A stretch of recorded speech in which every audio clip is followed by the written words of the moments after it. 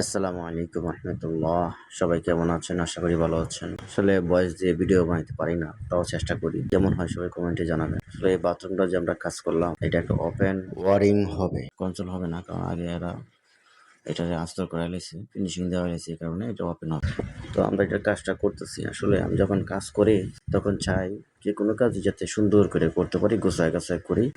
যেভাবে মজবুত হয় সেভাবে যেভাবে আটা দিয়া সুন্দর করে লাগাই, কারণ কামটা মজবুত না হলে আমার নিজের কাছে ভালো লাগে না। এই কারণে আমি আমার মনের কাছে ভালো লাগে এটাই করি।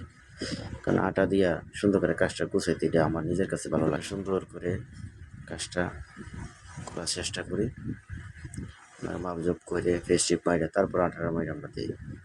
সুন্দর করে রিল্যাক্সে করি,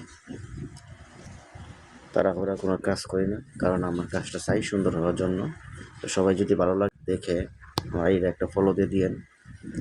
আর ভিডিওটা কেমন হলো সবাই কমেন্টে জানাবেন। আসসালামু আলাইকুম ওয়া রাহমাতুল্লাহ।